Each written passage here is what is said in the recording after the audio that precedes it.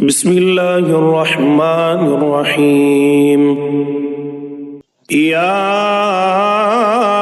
أيها المزمل قم الليل إلا قليلا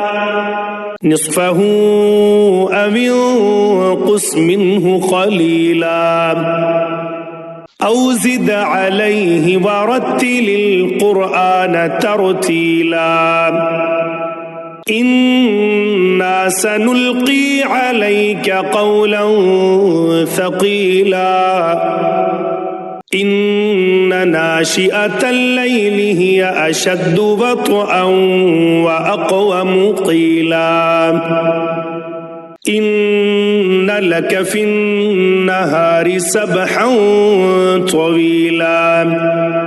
واذكر اسم ربك وتبتل إليه تبتيلا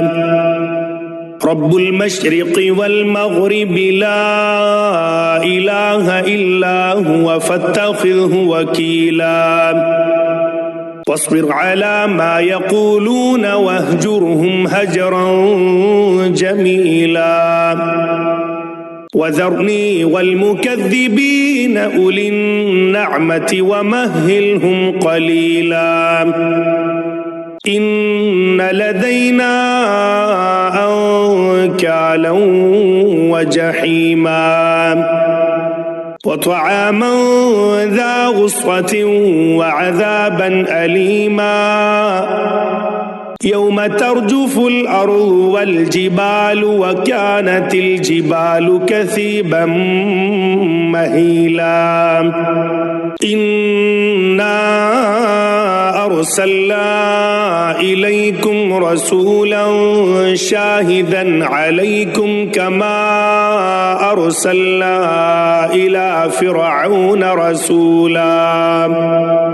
فعصى فرعون الرسول فأخذناه أخذا وبيلا فكيف تتقون إن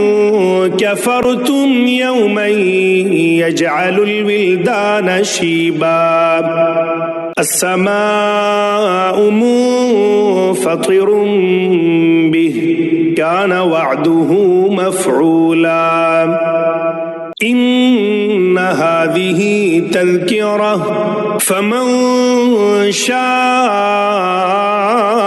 اتخذ إلى ربه سبيلا إن ربك يعلم أنك تقوم أدنى من ثلثي الليل ونصفه وثلثه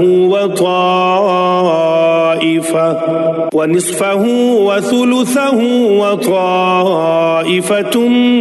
من الذين معك والله يقدر الليل والنهار علم أن لن تحصوه فتاب عليكم فاقرؤوا ما تيسر من القرآن علم أن سيكون منكم مرضى وآخرون يضربون في الأرض يبتغون من فضل الله وآخرون يقاتلون في سبيل الله فاقرؤوا ما تيسر منه وأقيموا الصلاة وآتوا الزكاة وأقرضوا الله قرضا حسنا وما تقدموا لأنفسكم من خير تجدوه عند الله هو خيرا وأعظم أجرا واستغفروا الله إن الله غفور رحيم.